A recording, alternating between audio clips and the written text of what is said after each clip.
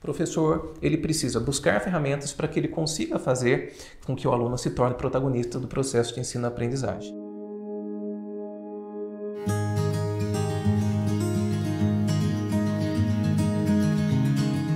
Quando falamos sobre metodologias ativas, num primeiro momento é necessário que tratemos do conceito de metodologias ativas. O que são as metodologias ativas?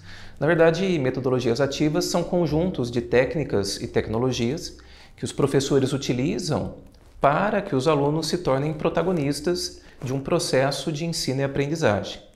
Inclusive, a Léa das Graças Anastasiou, ela não separa o processo de ensino do processo de aprendizagem. Ela cria uma palavra nova que se chama ensinagem.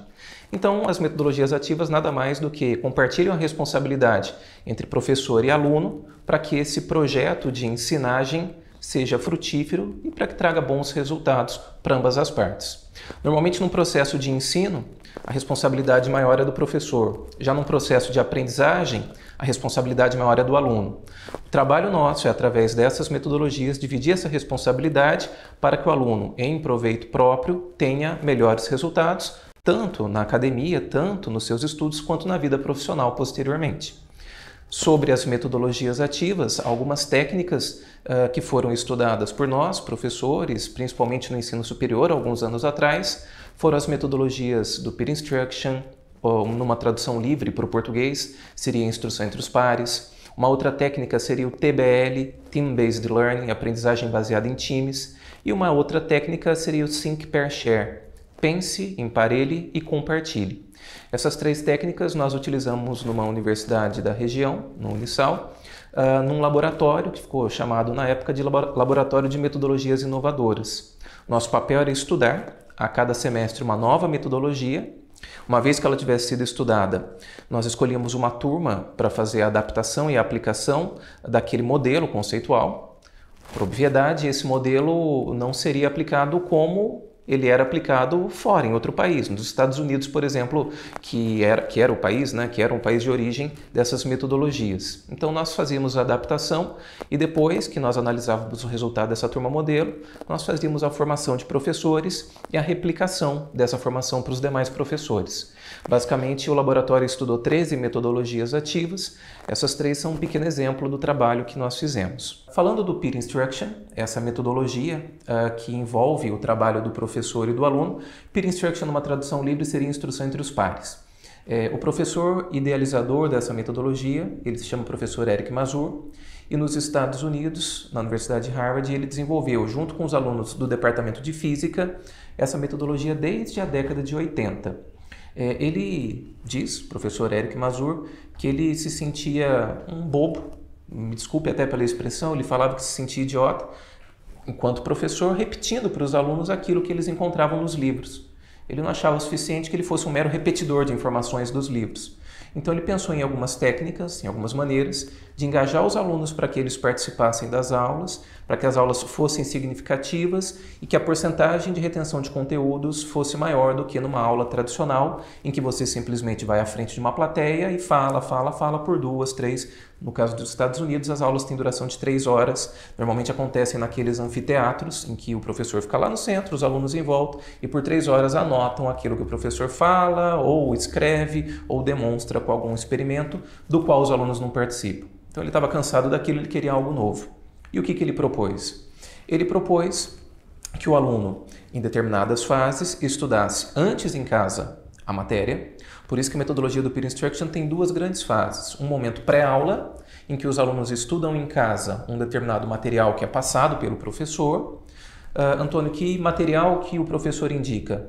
Normalmente é um material que o aluno estudaria para a aula mesmo, mas uma adaptação que nós fizemos aqui no Brasil foi a seguinte: o professor pode fazer um material menor, mais condensado, para que o aluno consiga estudar os conceitos principais que serão vistos presencialmente naquela aula posteriormente.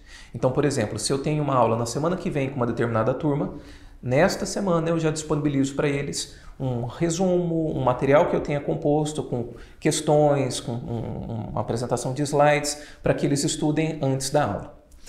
Não é simplesmente a disponibilização de materiais que compõe essa primeira fase do Peer. Além do professor disponibilizar materiais, ele tem que abrir algumas questões seja numa plataforma, por exemplo, plataforma Moodle ou, por exemplo, Blackboard, algum AVA que a instituição tenha, com questões dos conceitos que foram abordados nesse material pré-aula. Então, por exemplo, nas minhas turmas eu disponibilizava um material pré-aula e também para os alunos disponibilizava de 2 a 3 questões objetivas para eles responderem até 24 ou 48 horas antes da minha aula. Antônio, por que eles podiam responder só até 1 ou 2 dias antes da aula? Porque nesse prazo de respiro de 1 ou 2 dias, de 24 ou 48 horas, eu via o resultado das questões, eu via o resultado dos alunos e eu já sabia que a minha aula no dia seguinte, ou dali a 2 dias, deveria ser direcionada em relação àquele ponto que eles mais erraram nas questões pré-aula. Então o professor já vai para a sala de aula sabendo aquilo em que o aluno teve melhor desempenho ou pior desempenho, ele já direciona a aula dele para que atenda àquela necessidade daquela turma específica. Então o momento pré-aula, ele se resume em material pré-aula e questões pré-aula que o aluno responde até 1 ou 2 dias antes da aula. Quando chega em sala de aula, aí vem o segundo grande momento do peer instruction. Chegando em sala de aula, o professor normalmente utiliza os 5 primeiros minutos da aula, mostrando para os alunos o desempenho da turma nas questões pré-aula.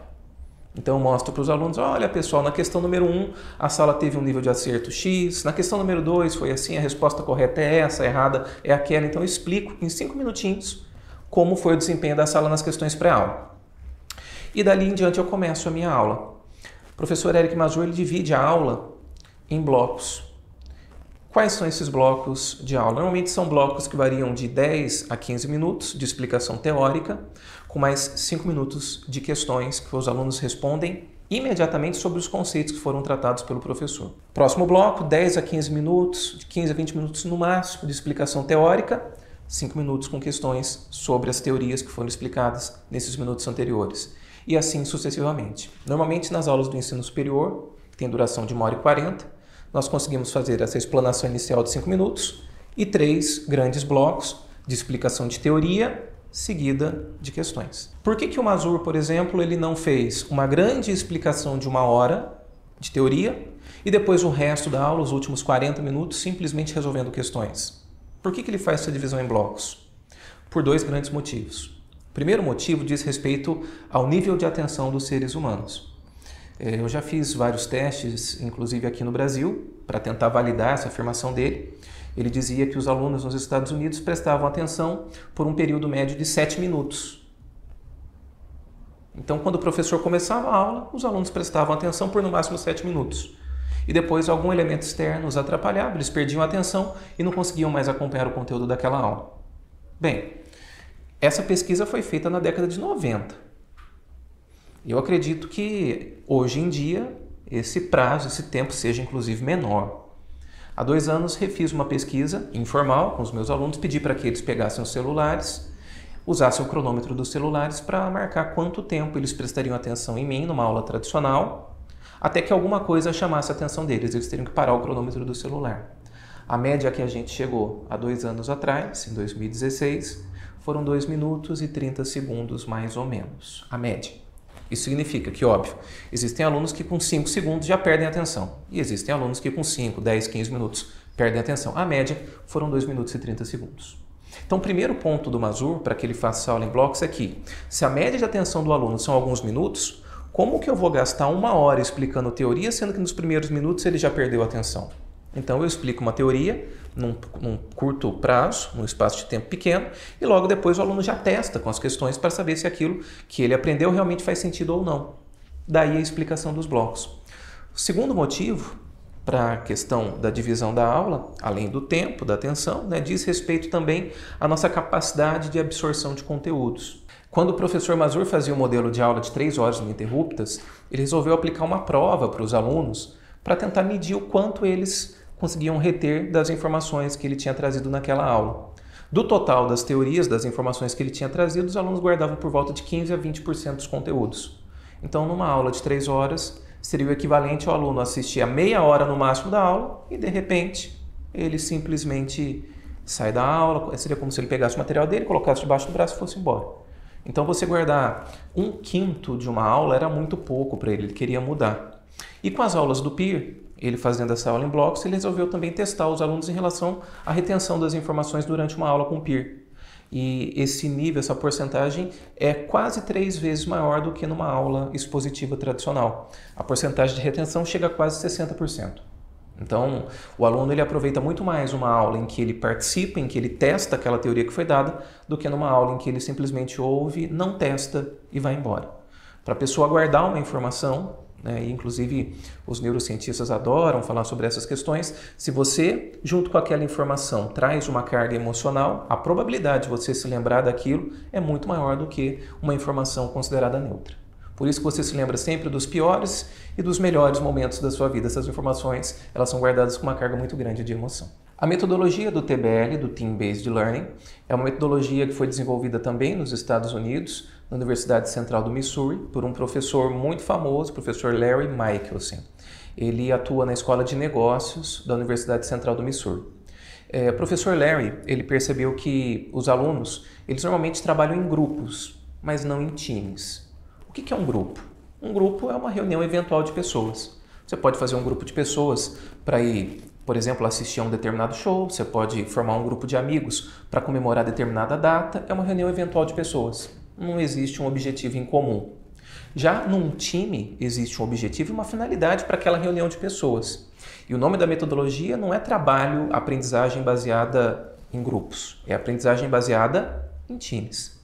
Significa que os alunos, quando eles se reúnem no começo do semestre, eles se reúnem em prol de um objetivo que normalmente é atingido ou ao fim do semestre ou ao final do curso. E o professor Larry, ele aprendeu a como tirar proveito dessa reunião dos alunos, que não era simplesmente uma reunião eventual. A metodologia do TBL também tem 2 grandes fases ou até 3. O professor Larry, hoje em dia, ele defende uma 3ª fase dentro dessa metodologia. Primeira fase é uma fase parecida com a metodologia do Peer Instruction, que é uma fase pré-aula. O aluno estuda pré-aula, antes da aula, os conteúdos que ele verá na aula posterior. Uma vez que ele tenha estudado, quando ele chega em sala de aula, a primeira atividade que é ofertada para o aluno é um teste, é uma prova. O aluno, quando ele chega em sala de aula, não tem explicação teórica do professor, não tem nada disso. Ele já chega e é apresentado a uma prova.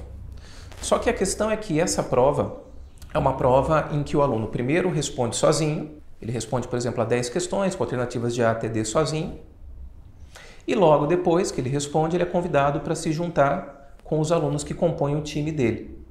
Ele defende que um número adequado de alunos para a formação de time seria por volta de 5 a 6 alunos. Ele usa 6 alunos para a formação de times. Então, por exemplo, primeiro você faz uma prova, responde sozinho. Uma vez que você tenha respondido sozinho, imediatamente após você já se reúne com os outros 5 integrantes. E os 5 integrantes, mais você, os 6 do grupo, respondem novamente a mesma prova, as mesmas 10 questões. Antônio, mas como que funciona isso? Isso funciona amparado por uma tabelinha. Ele passa para os alunos, além da prova, uma tabela, uma filipeta de respostas, um cartão individual de respostas, em que o aluno marca a resposta que ele considera correta, seja individualmente, seja posteriormente em times. Vou explicar um pouco melhor daqui a pouquinho. Então, quando você respondeu a prova sozinho, você recebe um cartão de respostas, uma filipeta, em que você, para a primeira questão, vai assinalar, vai marcar as alternativas A, B, C ou D. Normalmente, quando você recebe um cartão desses, para você responder, por exemplo, a alternativa 1, você tem o impulso de marcar um X no quadradinho correspondente à alternativa correta. Mas não funciona desse jeito no TBL. No TBL, na resposta, no quadradinho, na célula correspondente à resposta correta, o aluno insere um valor. Então, por exemplo, se a primeira questão vale 4 pontos, o aluno, se ele acha que a resposta correta da primeira questão é a alternativa B, no quadradinho correspondente à alternativa B, ele coloca 4 pontos. Ele marca número 4. Se ele acha que a alternativa correta pode ser tanto a alternativa A quanto a C, ele marca, por exemplo, 2 pontos no quadradinho da alternativa A e 2 pontos no quadradinho da alternativa C. Mas, Antônio, existem 2 respostas corretas? Não, uma só. Mas ele pode dividir essa pontuação de acordo com a crença dele sobre a resposta estar correta ou não. Antônio, e se o aluno não souber a resposta? Por exemplo, ele pode colocar 1 ponto para cada uma das alternativas. 1 ponto pela A, outro pela B, C e D. Uma vez que o aluno tenha respondido isso individualmente, ele vai para o grupo com a filipeta. E ele recebe também uma raspadinha. O que é essa raspadinha? É como se fosse uma raspadinha de loteria. Mas debaixo de uma tinta metálica, você encontra a resposta correta, o gabarito, para aquela determinada questão. Então, uma vez em times, os alunos discutem novamente todas as questões da prova e antes de eles rasparem aquela raspadinha, aquele cartãozinho com a tinta metálica para saber se a resposta que eles assinalaram estava correta, eles têm que ter uma certeza em relação, tem que ter um consenso em relação à resposta. Então, por exemplo, nós respondemos e eu perguntei em time, né? Todo mundo marcou a C na primeira, marcou a C, marcou? A gente recebe a raspadinha e eu aviso para o time, olha, eu vou raspar a C então, se tiver uma estrelinha debaixo da alternativa C, todo mundo ganha 4 pontos e cada aluno individualmente ganha a pontuação que colocou pela alternativa C. Então eu raspo. Se eu encontro a alternativa, a estrelinha correspondente à alternativa, o time ganha 4 pontos e o aluno individualmente, se ele tinha colocado 4 pontos por aquela resposta, ele também ganha 4 pontos. Mas se o aluno ele tinha marcado uma resposta e a estrelinha ela aparece em outra, nós vamos diminuindo a nota do grupo tantas quantas sejam as tentativas. Então, se o grupo acerta na primeira tentativa, ele ganha, no nosso exemplo aqui, os 4 pontos. Se o grupo raspa uma primeira letrinha e não encontra a estrelinha de baixo, ele ganha metade do que ganharia quando acertasse na primeira tentativa. Se ele acerta só na terceira vez em que raspa, ele ganha metade da metade, 1 ponto. E como são 4 alternativas, se ele acerta só na última tentativa, daí ele não ganha nada, né? Ele perde tudo. Então, no nosso exemplo, o grupo poderia ganhar 4 pontos, ou 2 pontos, 2 pontos, ou 1 ponto, ou nada. A nota final é composta da nota do time e da nota individual. O bacana é que na metodologia do TBL, quando o professor analisa essa filipeta de respostas, ele consegue olhar caso a caso e saber se o aluno ele sabia a resposta, se ele tinha dúvida entre 2 alternativas, se ele realmente não sabia quais eram as respostas. Porque, por exemplo, o aluno que divide a pontuação, coloca 2 e 2, eu sei que ele estava em dúvida entre A e a C. O aluno que coloca 1 para todas as alternativas, eu sei que ele não sabia a resposta. Então dá para fazer uma análise bacana em relação a cada um desses alunos. E dá para o professor comparar também o desempenho individual do aluno em relação ao desempenho do time. Normalmente o desempenho do time, a nota que o time tem, quando raspa as respostas, a nota do time é maior do que a nota individual dos alunos. E, eventualmente, o contrário pode acontecer, mas não chega nem a 1% dos casos. Ou seja, um aluno que tira uma nota maior do que a nota do time. Então, a metodologia do TBL é uma metodologia que envolve um trabalho individual, que é pontuado, e também um trabalho em time, que também se pontua. Uma experiência própria minha, numa disciplina específica, eu fazia com que a pontuação do time e a pontuação individual tivessem pesos idênticos. Então, 50% da prova correspondia ao resultado do time, 50% da prova correspondia ao desempenho individual do aluno. O problema que eu percebi foi que alguns alunos não estudavam. A média da instituição à época eram 50 pontos, né? Metade da prova, 50%. Então eu percebia que os alunos que não estudavam, eles esperavam que o time, como dizemos popularmente, né, o time o carregasse nas costas. Então eu pedi para que uma colega minha, professora de matemática, fizesse uma proporção para dizer qual era a porcentagem de nota que eu deveria considerar para o time e qual a porcentagem de nota que eu deveria considerar para o aluno individualmente. E nós chegamos para a nossa realidade a proporção de 70 e 30. Ela disse para mim, Antônio, a nota individual tem que valer 70% da avaliação e a nota do time tem que valer 30%. Porque se você fizer valendo igual, a probabilidade do time fazer com que aquele aluno que não sabe nada seja aprovado é muito grande. Então, essa foi a formatação final do TBL. Então, o aluno, quando ele chega em sala de aula, ele faz essa prova. Uma vez que ele faça essa prova, ele é apresentado para um terceiro momento. O professor Larry, ele considera que esse momento posterior seja um terceiro momento. São atividades práticas relacionadas aos conceitos que foram testados nessa avaliação. Vou dar um exemplo. Na minha disciplina em Direito Constitucional, os alunos fazem uma atividade em TBL sobre criação de partidos políticos. Antecede até a criação de candidatos. Os alunos criam um partido político, mas eles estudam antes todas as normas relativas à criação de partidos políticos na Constituição, estudam fundo partidário, quanto que o partido recebe, se você cria um partido político hoje, quanto que você já retira do fundo partidário nacional, tendo a eleição de representantes. Então, eles estudam tudo teoricamente, testam na avaliação e o trabalho seguinte, a terceira fase, é que eles criem um candidato dentro de um partido político e apresentem isso para a instituição. Então, essa minha disciplina tem 3 grandes fases: estudo prévio, teste e um trabalho prático que envolve esses conceitos. O Larry ele utiliza o TBL para a escola de negócios. Então, no caso dele, ele estuda a teoria da administração, aplica alguns conceitos e os alunos têm que criar um modelo de negócios com base naquelas teorias que foram estudadas. Uma outra metodologia ativa é o TPS, Think, Pair, Share. Think é pensar, Pair é emparelhar e o Share, compartilhar. Simplesmente pelo nome, nós conseguimos perceber que essa metodologia tem 3 grandes fases. O que são essas 3 grandes fases? Num primeiro momento, o aluno ele é confrontado com algumas perguntas base a respeito de um determinado tema.